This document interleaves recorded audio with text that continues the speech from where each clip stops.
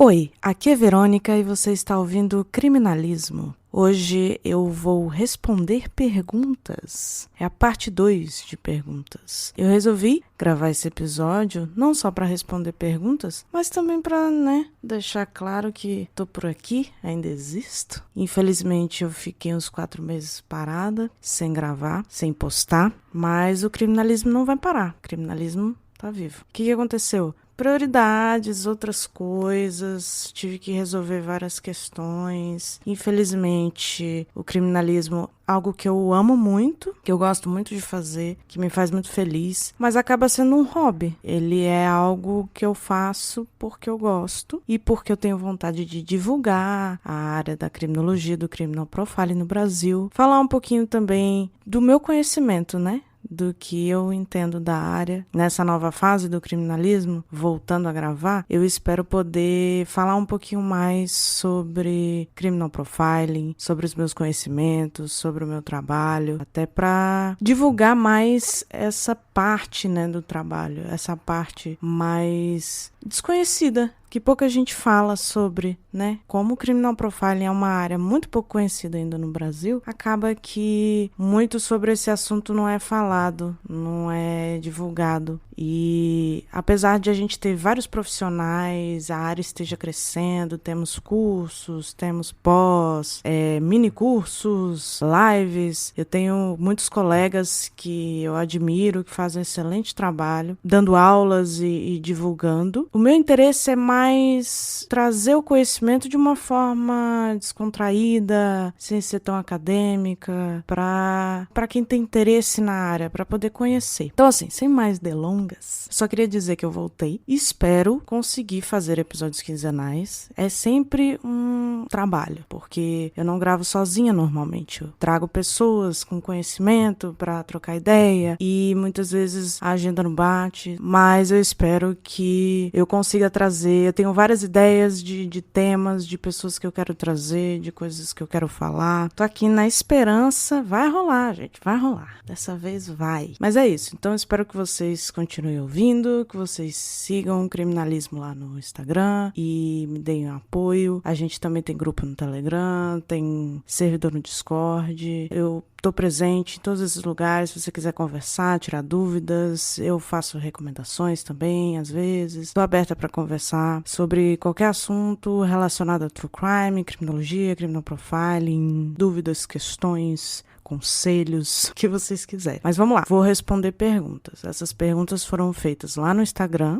@criminalismo, e eu vou responder agora. Vamos lá, a Ariane Lacerda fez várias perguntas, tá? A primeira pergunta que ela fez, eu achei muito interessante. Por que o Brasil é tão atrasado em questão ao Banco de Dados Nacional de DNA? Com certeza, a galera da perícia, que estuda DNA e que tá mais ligada nessa área, poderia responder melhor essa questão. Mas como essa pergunta foi feita para mim, eu posso dar a minha opinião, pelo que eu vejo, Eu conheço pessoas da área, eu já convivi com várias pessoas da área, então eu tenho mais ou menos uma noção. O que acontece? Existem lugares que a parte de DNA está mais avançada, como São Paulo, por exemplo. Mas ainda não existe um banco de dados nacional de DNA. Uma coisa que a gente vê em outros países, como Estados Unidos, por exemplo. E aí a minha visão é uma visão mais ampla. Eu penso que existe muita falta de investimento em inteligência policial. Isso vale para o criminal profiling também. Para tudo. Quando a gente percebe que faltam coisas ligadas à inteligência, à perícia, tudo voltado para a investigação policial, que eu vejo é isso. Existe muito investimento na parte ofensiva,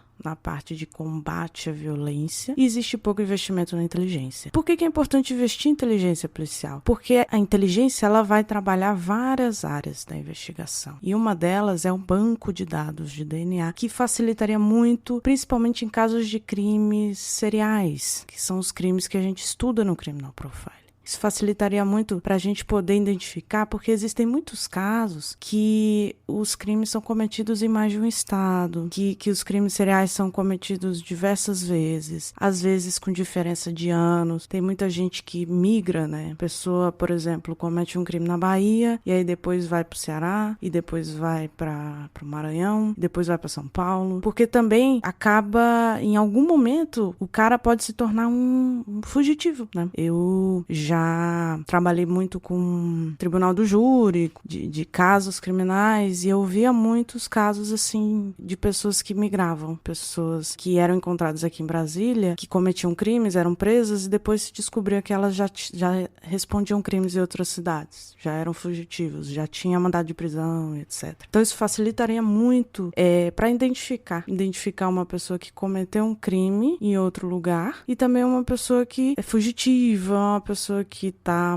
à margem da sociedade, e também resolver casos arquivados, né? Às vezes um serial killer, por exemplo, comete um crime em 92, depois comete o crime em 2003, depois comete o crime em 2020. E ninguém fica sabendo que o crime foi cometido pela mesma pessoa, porque tem muito tempo de diferença, ou ocorreu em cidades diferentes. Então, sim, não há dúvida de que é muito importante esse banco de dados, mas também não há dúvida que é necessário ter muito investimento para conseguir criar esse banco de dados. E também tem questões constitucionais, de você dar voluntariamente ou não, de você aceitar que o seu DNA seja público. Isso acaba entrando em outras áreas, mas eu acredito que seria muito importante, seria necessário. A gente está falando de um direito constitucional que vai além, né? A gente tá falando do coletivo. O coletivo é mais importante, no final das contas, quando se trata de crimes. Mas acho que respondi. Vamos lá. Segunda pergunta, da Ariane. Qual a maior dificuldade no Brasil em se capturar um serial killer? E aí, pensando sobre isso, eu tive uma resposta muito rápida, sim. Mas eu acho que ela é mais complexa do que parece. Pra mim, na minha opinião, a maior dificuldade é as autoridades policiais admitirem e identificarem um caso serial. O que eu quero dizer com admitir? A gente teve um caso do Marinésio, aqui em Brasília, que era um estuprador em série que se tornou serial killer. E ele só foi descoberto por causa do desaparecimento de uma advogada, que aí se tornou gigante, assim. A comunidade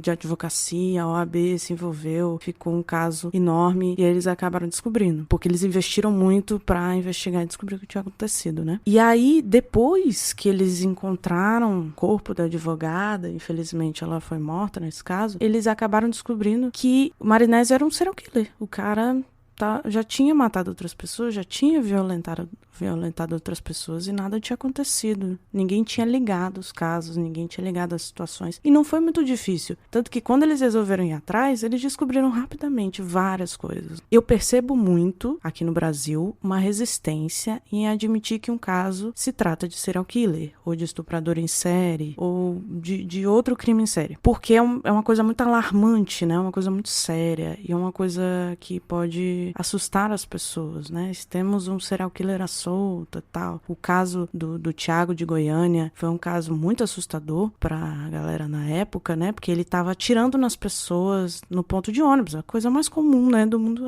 Vou pro trabalho, eu volto do trabalho, pego o ônibus, sabe? Então, assim, eu acho que essa é a maior dificuldade. Admitir que um caso se trata de um serial killer e conseguir identificar as semelhanças entre os casos. Conseguir perceber que um caso parece com o outro, principalmente quando existe uma distância geográfica, mesmo dentro de uma mesma cidade, né? Nós temos vários bairros, às vezes temos a cidade e a grande cidade em volta, né? Então, não há uma comunicação entre as polícias normalmente, só se alguém for atrás, ou se for para a imprensa, por exemplo. E aí você pode conectar os casos. Então não é uma coisa simples, não é uma coisa fácil. E então eu acho que podemos dizer que essas duas são as maiores dificuldades. Encontrar semelhanças entre os casos e admitir que se trata de um caso serial, né? Beleza. Próxima pergunta, terceira pergunta.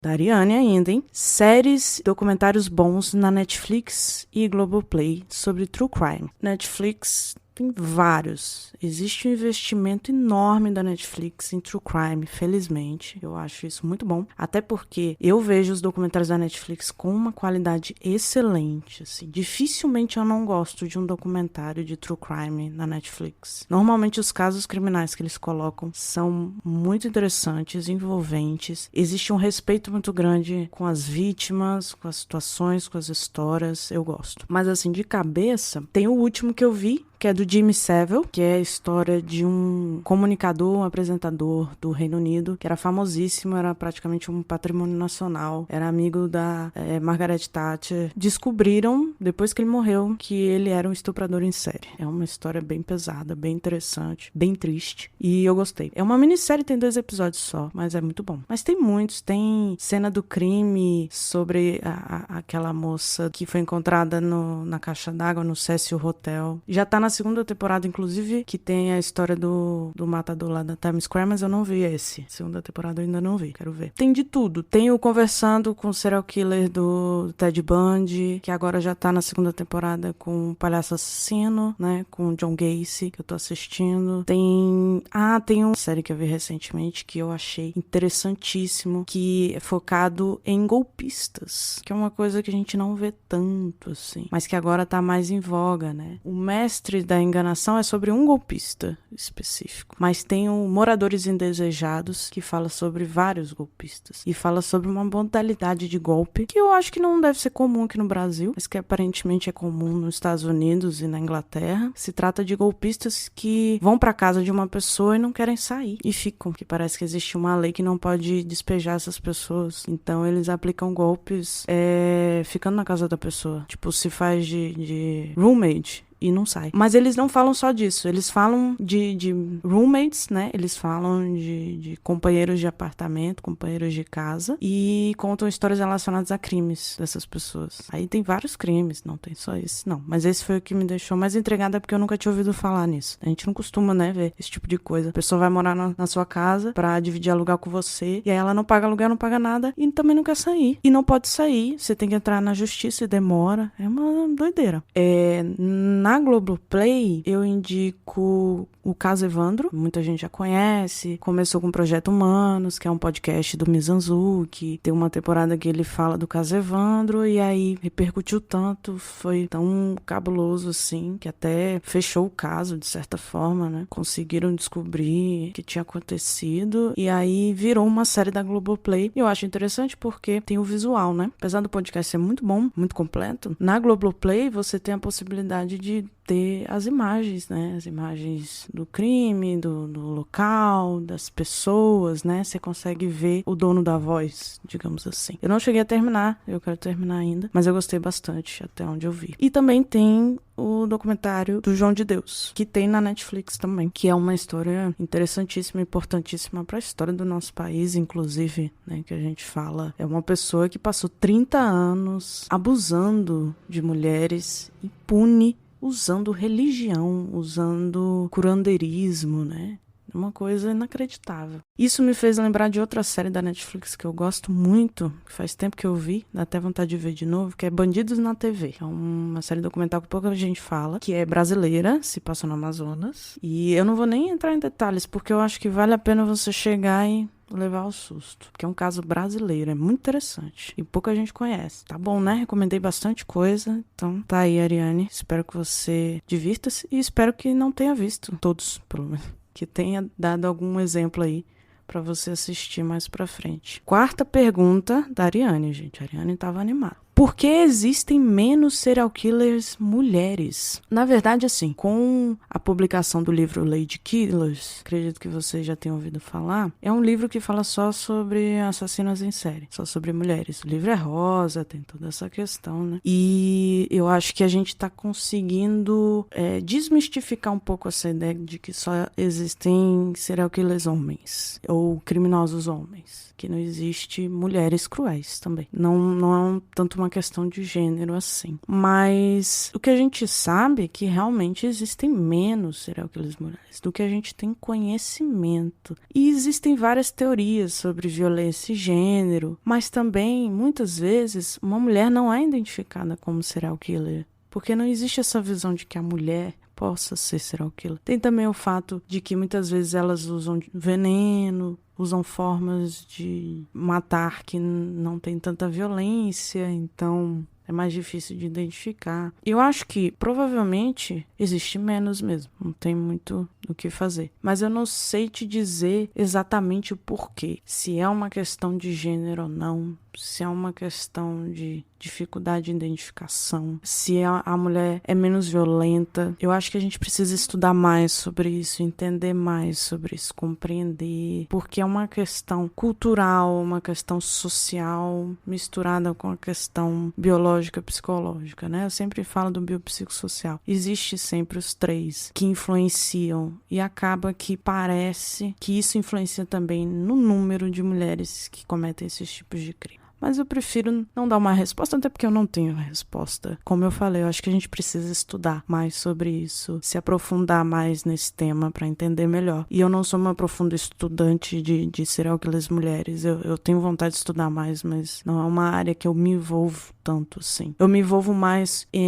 no caso da mulher como vítima, né? Meus estudos são mais focados nessa área. Mas é um estudo de gênero importante também. Tá. Quinta pergunta, também da Ariane. Existem estudos brasileiros atuais sobre serial killers? Com certeza, você pode ficar tranquilo. A gente tem muitos estudos sobre serial killers. Inclusive, eu estudei e tive professores que fizeram estudos com serial killers. A área da criminologia, do criminal profiling, da psicologia jurídica vem crescendo, felizmente. Também vem crescendo as pesquisas e estudos sobre esses temas. E os serial killers são os primeiros, né? Como o serial killer é o mais conhecido, é o mais famoso, é o que mais chama a atenção das pessoas, os assassinos em série, né? Acaba que eles são os mais estudados também. Tanto que na minha pós, quando se falava de serial killer, tinha até uma certa... Tá, mas a gente vai falar o que de serial killer, né? Já tem tanta coisa sobre. É óbvio que não tem tanta coisa assim, principalmente no Brasil. O Brasil tá sempre deficiente em relação a esses estudos de qualquer área relacionada a esse tema. Mas é o que mais tem, com certeza. Se fala em vários temas diferentes. Inclusive, o meu TCC da pós foi sobre matador de aluguel, que existe uma controvérsia, né? Mas tem estudiosos que consideram serial killers por causa da quantidade e tal. Mas eu não vou entrar nesse tema, que é muito complexo. Vamos para a próxima pergunta, também da Ariane. Tá acabando. Sexta pergunta. O número de serial killers no Brasil é baixo por ineficiência da polícia em capturá-los? Então, eu não diria que existe uma ineficiência da polícia. Mais uma vez, eu acho que é a inteligência policial e foco. Com certeza existem muito mais serial killers do que a gente imagina. Mas eu também não acho que é uma quantidade tão absurda assim. Eu acho que como o nosso país é um país que acaba tendo muitos problemas relacionados com pobreza,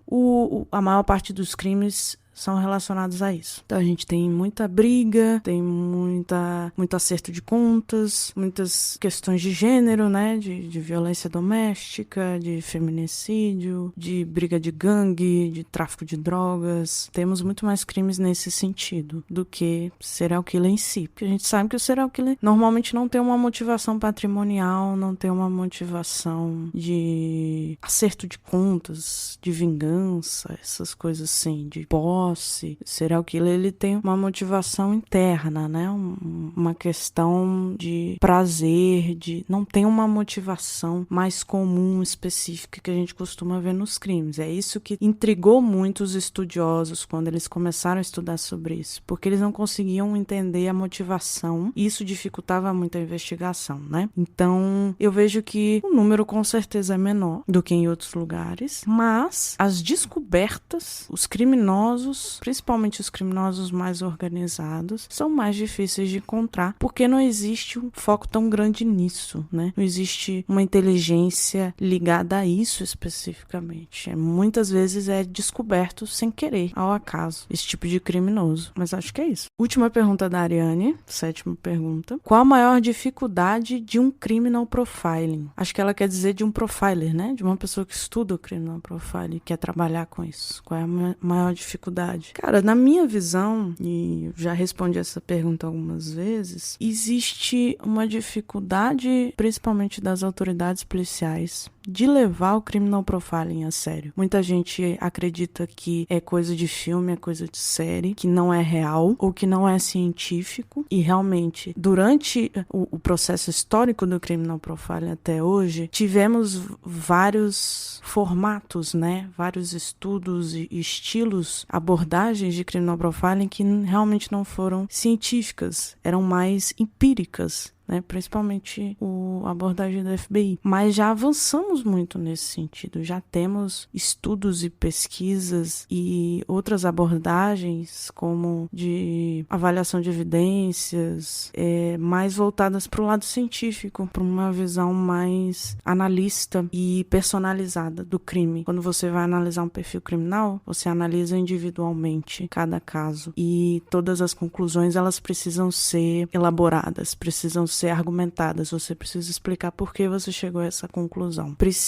A gente precisa aos poucos ir diminuindo esse estigma e trazendo à tona o lado sério e científico do criminal profiling, que é uma área que faz sentido, é uma área importante, é uma ferramenta importante para a investigação, que auxilia em vários casos, e é importante também para estudos, para que a gente desenvolva estudos e melhore novamente a inteligência policial. Quanto mais as pessoas estudarem e tiverem uma formação mais voltada para isso, mais voltada para evidências comportamentais, mais fácil vai ser para a gente entender os crimes, as motivações e como é que foi feito e quem cometeu o crime, etc. A gente tem que lembrar que a nossa taxa de resolução de crimes é muito baixa no Brasil. No geral, a última vez que eu vi, já tem uns 2 anos mais ou menos, era de 8%.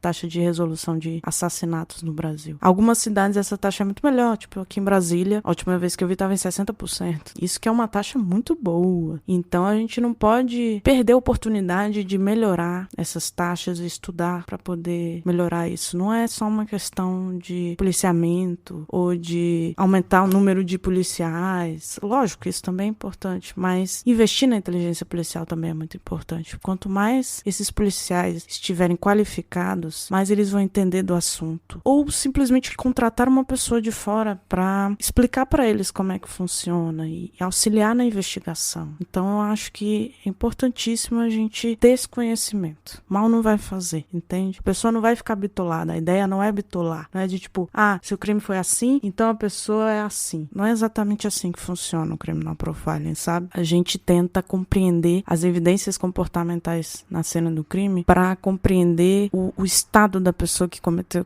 aquele crime, como que o crime aconteceu, o que levou àquele crime, e assim estudando as testemunhas, as outras provas, o que mais a gente conseguir ganhar, né? Isso vai facilitando para que o crime seja resolvido. Então a gente não pode se dar ao luxo de falar, não quero ajuda não quero investir nisso, quando a gente tem uma taxa de resolução de assassinatos tão baixa, né? Agora que eu já falei o que eu pensava, vamos para a próxima. Agora essa pergunta é do Reinan Fontes. 8ª pergunta. Como se tornar um perito? Aí minha resposta depende, porque existe o perito judicial e o perito criminal. Eu acredito que ele esteja perguntando sobre perito criminal, que no caso você tem que fazer um concurso e para a polícia, trabalhar com perícia, e aí depende, né? Cada cidade tem suas regras, tem seus concursos, mas normalmente é dessa forma que funciona. Você vê o edital, tem lá perito criminal, tem as áreas de perícia, tem química, biologia, etc. Dificilmente você vê perito psicólogo, é raro, infelizmente, mas em algumas cidades tem. Já o perito judicial é mais fácil, porque é um perito privado. Você provavelmente vai ter que se inscrever num fórum da sua cidade para ser perito, que aí você é nomeado por um juiz e só basta ter ensino superior para isso, né? É bom que você tenha uma especialização na área que você deseja ser perito, até para você conseguir fazer o melhor trabalho possível, mas pela regra basta ter ensino superior na sua área, né? Específica, na área que você quer trabalhar. Você pode também trabalhar como assistente técnico, que aí você está auxiliando na defesa, nos advogados. Ou você pode ser assistente de acusação, que aí você faz o mesmo trabalho, só que para o Ministério Público. Existem essas formas aí. Mas perito, basicamente, existem esses dois, judicial e criminal. O judicial é durante o processo, nomeado por um juiz, e o criminal é fazendo concurso público, bastando, nos dois casos, ter ensino superior na área que você deseja trabalhar. Nona e última pergunta, feita pela Priscila Lopes. Uma vez me falaram que nos Estados Unidos tem mais serial killers devido a uma confluência de fatores: escravidão, religião e capitalismo. Por ser uma cultura muito individualista. Faz sentido? Olha, eu não vejo dessa forma. Tá. Não que eu seja uma profunda estudiosa das motivações, do porquê que existe muito serial killer nos Estados Unidos e questões históricas dos Estados Unidos. Não sou profunda conhecedora desse assunto. Eu acho muito interessante, mas o foco dos meus estudos é outro, principalmente de gênero, né? Violência de gênero. Mas, de qualquer forma, tentando responder sua pergunta com o conhecimento que eu tenho, é que eu não vejo dessa forma. Porque escravidão, religião e capitalismo a gente vê em diversos lugares, diversos países, inclusive aqui. E existem diversos estudos sobre o social, o ambiente, o clima, a parte genética. Não existem conclusões claras. O que a gente vê nos Estados Unidos, na verdade, é um investimento massivo em inteligência focada no estudo dos serial killers. Eles são precursores nesse assunto. Sabe? Muitos dizem que é por causa do grande número de serial killers, mas eu acho que também é por um fator, assim, de eles terem muita curiosidade e terem estudado o comportamento, né? Terem criado uma divisão de comportamento criminoso muito voltada para isso, para esse tipo de estudo. Eu acho que eles acabam tendo uma série de fatores que facilitam na captura de serial killers, que faz com que apareçam muitos, né? Muitos casos. Mas eu também não acho que não seja um número grande, realmente. Parece mesmo que é um número muito grande de serial killers que tem lá. Eu acho até uma área de pesquisa interessante, assim, para eles, não tanto pra gente aqui. Seria mais interessante a gente estudar sobre serial killers daqui e tal, pra gente influenciar aqui. Mas é um tema interessante pra talvez a gente entender um pouco de como funciona o serial killer, das influências, inclusive, genéticas, né? Que às vezes tem uma influência genética grande. Mas é o que eu te falo, existem várias influências. A criminologia, ela estuda muito isso. É basicamente o estudo do crime e do criminoso, tentando entender quem comete crimes, por que determinados crimes. Então, como eu falei, existem vários tipos de estudos. Biopsicossocial e também de clima, tem muita influência. Os estudos falam uma influência muito grande de classe, diferença de classe e racismo também, né? Mas não necessariamente escravidão, religião e capitalismo junto, entendeu? Porque isso existe em vários lugares. O que seria isso, né? Cultura individualista. Também existe uma cultura individualista em diversos lugares. O capitalismo mesmo, ele traz muito esse individualismo, né? Para vários países. É um tema, assim, complexo e interessante. É uma coisa a se pensar. Nunca tinha aprofundado nisso. Já tinha pensado um pouco sobre, né? Porque é muito curioso, realmente, o número de serial killers nos Estados Unidos. Quantidade de conteúdo sobre isso que a gente vê e que a gente consome, inclusive. A maior parte dele vem dos Estados Unidos, né? Então acaba sendo algo curioso. Mas